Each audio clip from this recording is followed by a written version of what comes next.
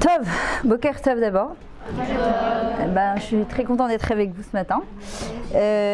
Moi j'espère, hein. Non, je rigole. Alors voilà, moi aussi j'ai fait au Zaratora de Créteil, comme vous ici. Je suis allée jusqu'au bac, ce que j'ai expliqué au tout à l'heure. Je me suis mariée le lendemain du bac, donc j'ai fini mon bac. Le lendemain j'étais sous la roupa, c'était assez particulier on va dire.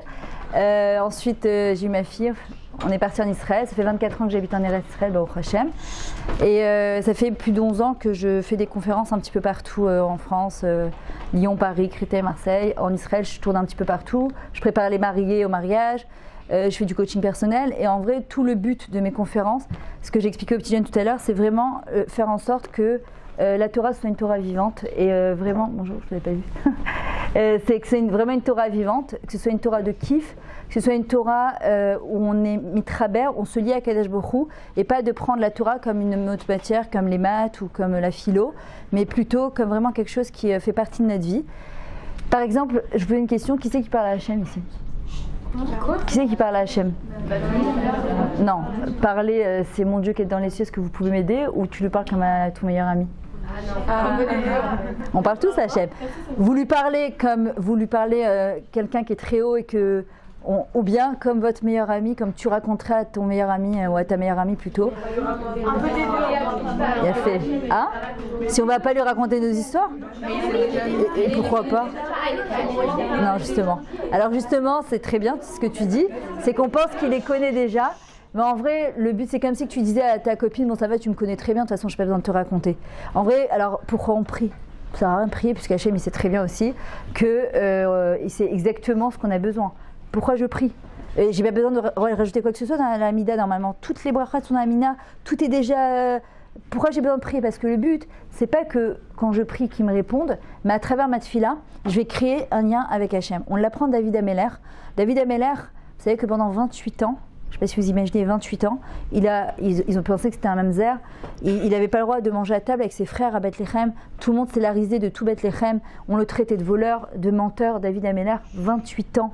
C'est la gematria Kohar. Kohar Hachem, il donne la force. Ou noten la noukor la sotreil. C'est lui qui nous donne la force pour aller de l'avant. David Ameller, qu'est-ce qu'il a aidé à surmonter tout ça au point qu'il va faire de sa vie un livre de Tehillim. C'est quoi un livre de Tehillim ? C'est-à-dire que normalement, on aurait pu l'appeler comme les malheurs de Sophie. Je ne sais pas si vous vous rappelez de ce livre, je ne sais pas s'ils le lisent encore. Enfin, c'est horrible en vrai. Les malheurs, on aurait pu l'appeler les malheurs de David sans aucun problème avec tout ce qu'il a vécu. Il faut savoir que David Ameller, il a vécu pour chaque personne sur Terre. C'est-à-dire que moi, je sais que j'ai mon Rav, le Raman d'Echayatia, chaque fois que je pose une question, je lui dis à Rav, je ne sais pas, il me dit, je ne m'appelle pas Dieu. Tu ouvres le livre de Tehillim, tu pries et tu demandes et Hachem il te répond. Et je vous assure que chaque fois que j'ai une question à poser à Hachem, parfois je ne sais pas quoi faire, je ne sais pas quoi décider, j'ouvre le livre de Tehillim et très souvent j'ai ma réponse à l'intérieur dedans. On dit que David il a vécu votre vie à chacun. C'est-à-dire que quand une personne a lu les Tehillim, c'est comme si que David Ameller, il les lisait à votre place. Il les lit en même temps que vous. On ne comprend rien dans les Tehillim, c'est très compliqué, c'est un langage qui n'est pas du tout habituel. Et en vrai, David, il va nous apprendre de quelle manière on doit se lier à Kadosh Baruch Hu. Qu'est-ce qui se passe dans ton enfant là ? Attends, une seconde.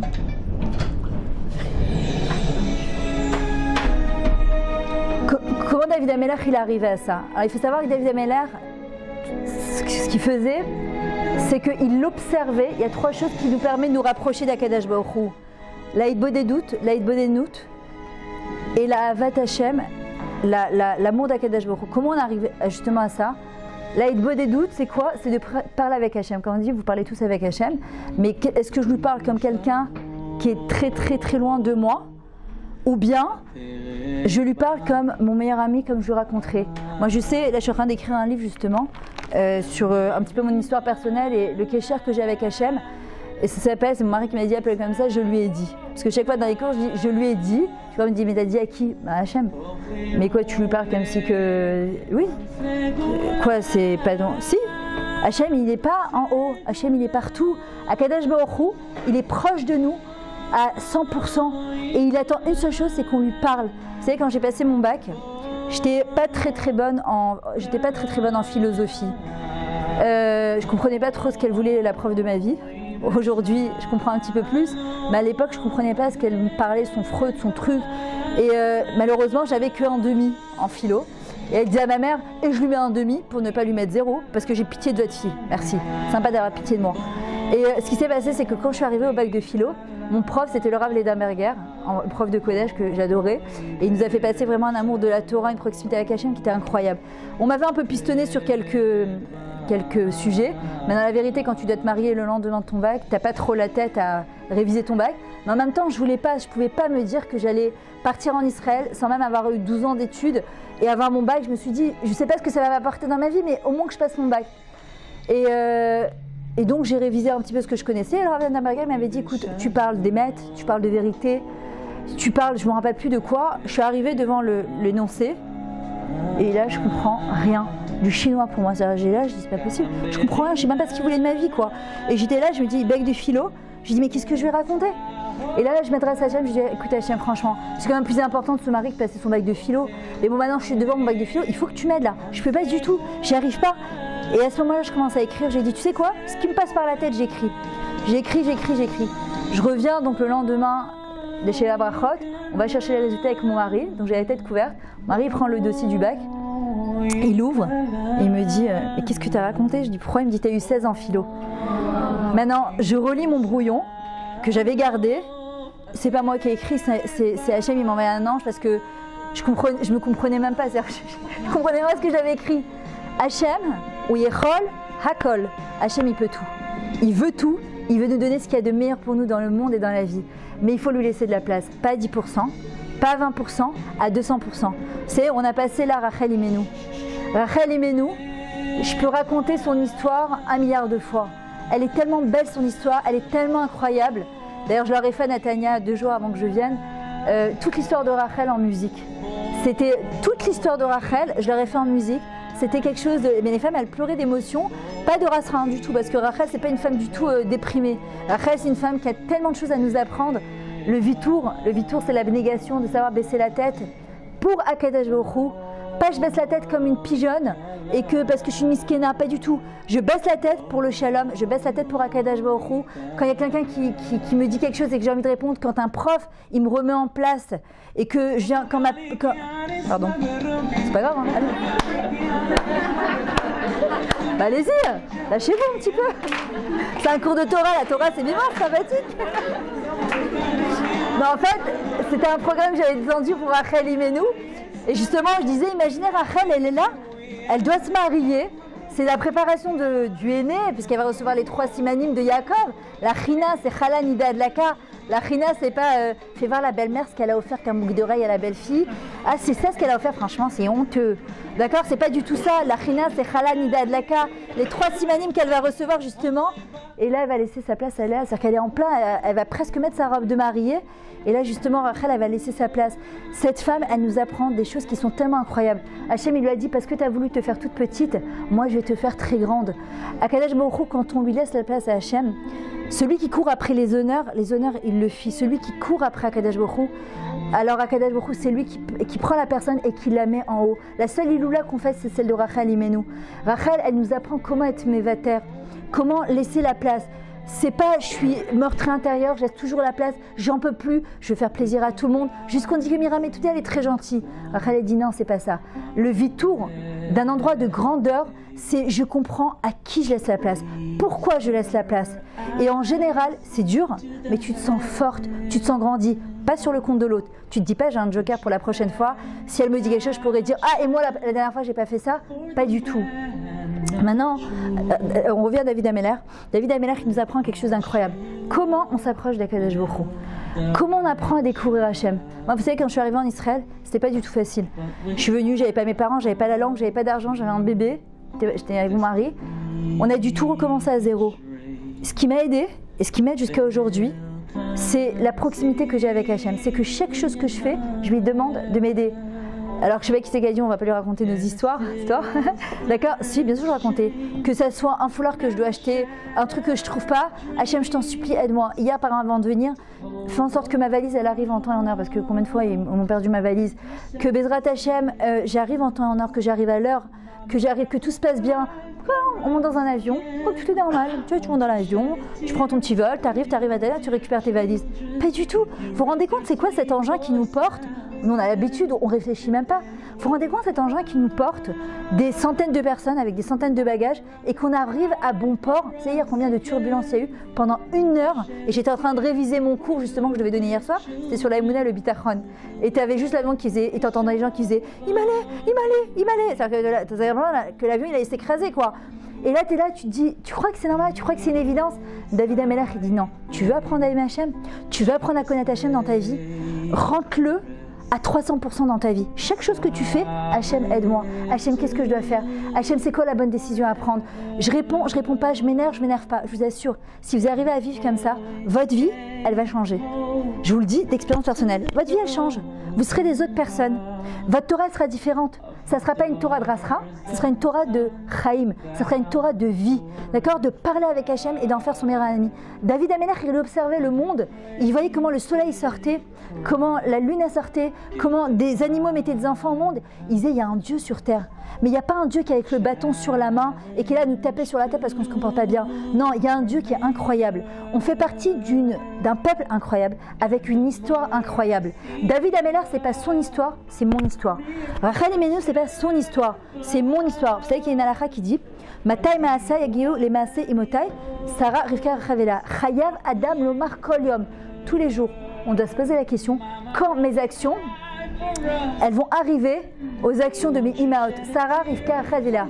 Quand je vais arriver à 120 ans en haut, Rabbi Zusha il dit, ça vous dérange la musique? Non. Rabbi Zusha il dit Hachem il va jamais te poser la question pourquoi tu n'es pas devenu Rachel Imenu, pourquoi tu n'es pas devenu Moshe Rabbeinu. Il va me dire est-ce que tu es devenu Myriam et Toudi, est-ce que tu as été la meilleure version de toi-même, est-ce que tu as osé être toi-même, est-ce que tu t'es dépassé comme Abraham quand il a fait l'Ech Lecha, est-ce que tu es sorti de toi pour revenir vers toi. C'est ça ce qu'il va demander à Hachem. Hachem il n'a pas besoin d'une autre Rachel, il a besoin d'une Myriam et Toudi, c'est tout. Il a besoin d'une Madame Elimelech, il a besoin d'une Madame, je ne sais pas comment vous appelez. Comment? Ah ben ok.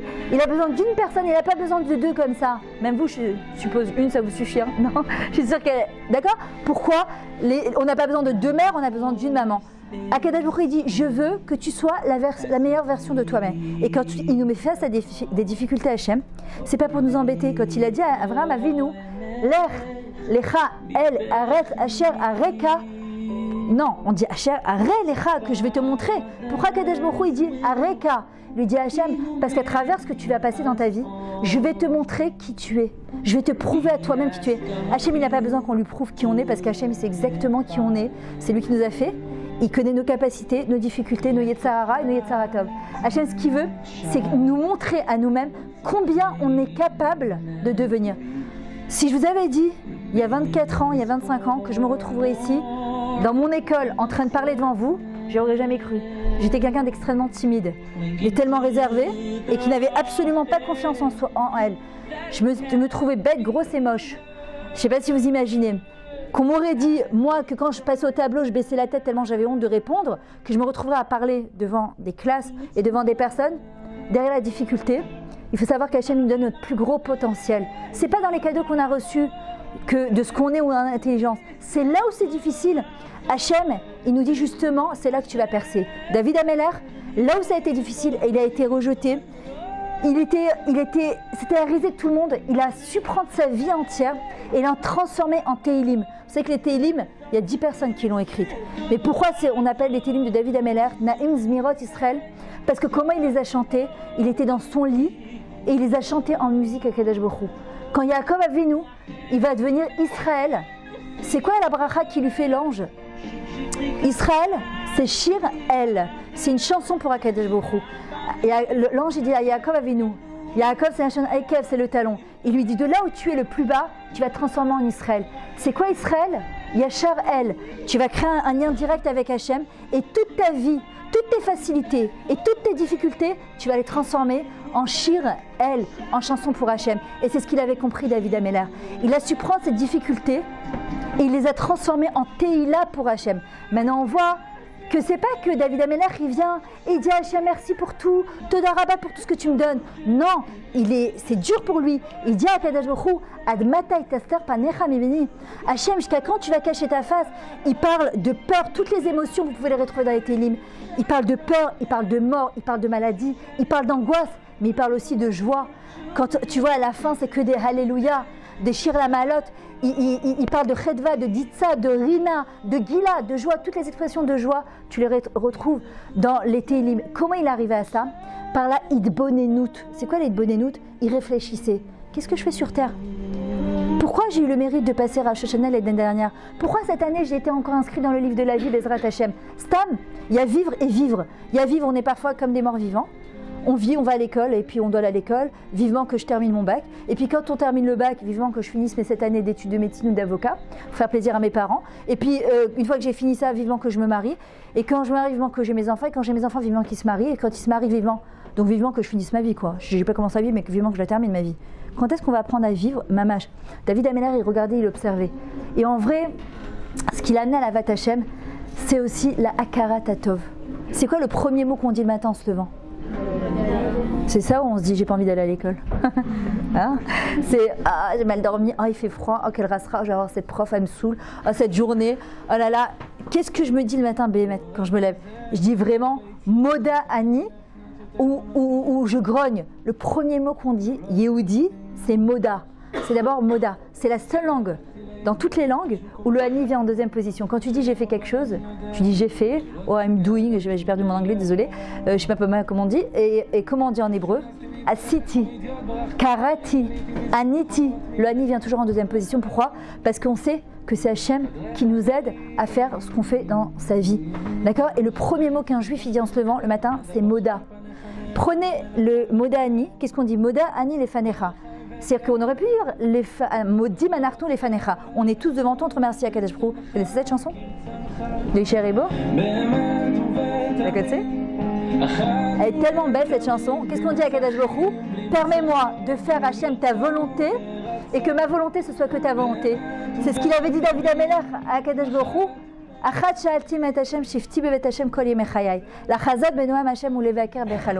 je te demande une seule chose. Si je vous donnais un papier maintenant et je vous dirais, vous savez quoi? Vous pouvez demander ce que vous voulez à Hachem. Qu'est-ce que vous ferez?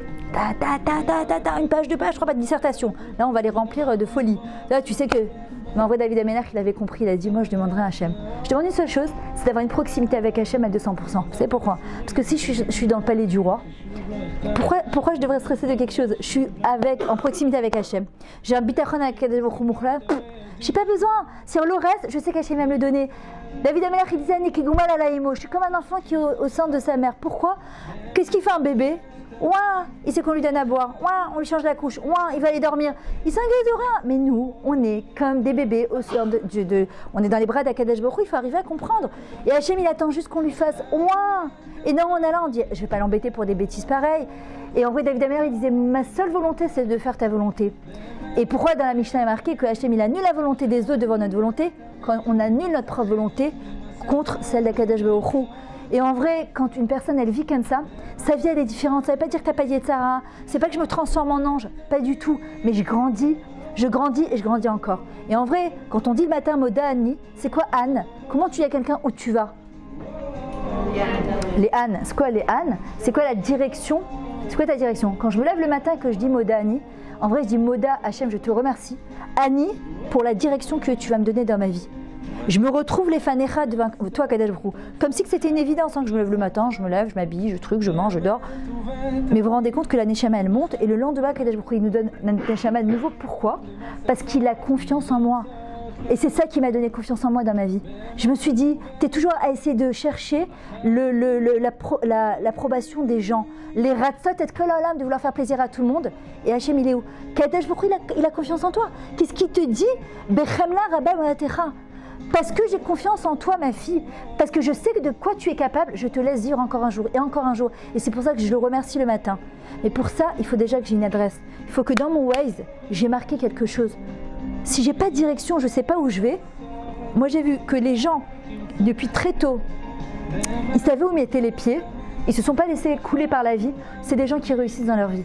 Des gens qui disent bon, on verra, je sais pas, j'ai pas réfléchi, ça va, j'ai toute la vie devant moi. Nachon, on a toute la vie devant nous. Mais plus on prend les choses à leurs racines tôt, et plus on a des chances, Bezrat Hashem, de réussir. Et en vrai, on doit demander à Kadesh Baruch Hu. C'est notre rôle. Qu'est-ce que je fais sur Terre? Qu'est-ce que je fais sur Terre? Pourquoi je suis là? Quand une personne, elle touche du doigt sa raison existentielle, elle est tout le temps heureuse. Même s'il y a des fois où c'est difficile pour nous, mais quand je sais qu'est-ce que je fais là, quand je sais pourquoi je suis ici, la personne, elle est tout le temps heureuse. Pourquoi? Parce que j'ai un but. Quand je me lève le matin, j'ai un but. Et on a toujours des buts dans notre pub, Baruch Hashem. On a toujours une Brit Mila ou une Bar Mitzvah, un Shabbat, un Hanouka, un Rosh Hashanah, un Yom Kippour. On a toujours quelque chose qui nous tient. J'habite juste en face des Arabes. Imagine, je les entends 5 fois par jour à la Wakbar, d'accord? Imagine, parfois je regarde, je me dis, mais merci Hachem, chez le Hassani Goya, chez Hassani Kirtsono, j'aurais pu me retrouver moi dans le village d'Arabes et regarder les Juifs de l'autre côté. Mais non, j'appartiens à un peuple qui est incroyable. Et je veux que mon histoire, elle soit aussi incroyable. Je veux pouvoir écrire le propre scénario de ma vie. Je veux pas que ma vie, à la fin, je me retrouve à 90 ans et j'ai à mes enfants, s'ils me disent alors, t'as été contente de ta vie? Ouais, classique ou rien de très transcendant, rien d'extraordinaire. Comment je peux avoir vécu 120 ans, avoir fait 120 Shabbatot, non plus que 120 Shabbatot, 120 Rosh Hashanah, 120 Pessah, 120 Kippour, et qu'il n'y a aucune Mashmaout? Il n'y a pas de sens. Non, il faut que je redonne du sens à mon essence. Il faut que je sache que ce que je fais ici. Il faut que je demande à Kadosh Baruch Hu, c'est quoi, comment je vais trouver du vrai bonheur, de la vraie simcha. Et à Kadosh Baruch Hu, il disait la première chose quand tu te lèves le matin, Moda. David Amelech, il avait compris qu'une personne qui a de la Hakarat Tov, sa vie elle est différente. La reconnaissance. Le Yehudi, c'est celui qui sait être modé. Je peux avoir 10 kissous sur la tête, des collants, fermés jusqu'à là. Si je ne sais pas sourire et dire merci, alors il y a quelque chose que j'ai raté en chemin. Hachem il dit maintenant la Torah, c'est pas une religion. La Torah, c'est de la vie, c'est ce qui me redonne la chayout, ça me donne un sens à ma vie. Si je ne suis pas souriante alors que j'étudie la Torah, c'est que j'ai un problème. Il y a quelque chose qui me manque. Le but de la Torah, c'est pas de seulement l'accomplir, c'est d'apprendre à me connaître, à Kadosh Baruch Hu. Quand je fais une mitzvah, le mot mitzvah en araméen, ça vient du mot tzifta. C'est faire équipe avec Hachem. Avraham Avinu, il avait compris. Il avait 3 ans quand il a découvert Hachem. Il était idolâtre, fils d'idolâtre. Et il a dit à Hachem, moi je serai ton associé dans ce monde. On peut dire à Avraham, mais pour qui tu te prends? T'es tout petit, toi, t'es idolâtre, fils d'idolâtre. Toi, mais vas-y, commence à étudier. Avraham, il a dit, Zélo Meshane qui je suis. C'était Avram. Il est devenu Avram, la chaîne Lehi Baram. Il a redonné une dimension vie à la vie, contrairement à Noach. Noach, il était Ish Tzadik Vetamim. Mais c'était quoi le problème de Noach? Il était dans une espèce de zone de confort, Nochut, de Hachem lui a fait ça, il était tamim, il était intègre. Abraham, il a dit non, moi j'ai pas envie de faire les choses parce qu'on me dit de les faire. Moi je vais prendre ma vie en main et je vais changer le monde. Les gens, ils aimeraient changer le monde. Abraham, il dit d'abord change-toi toi-même. D'abord change-toi toi-même. Quand tu changeras ta manière de voir les choses, quand tu changes ta manière de voir le monde, tu as changé le monde entier. Tu as changé le monde qui t'entoure.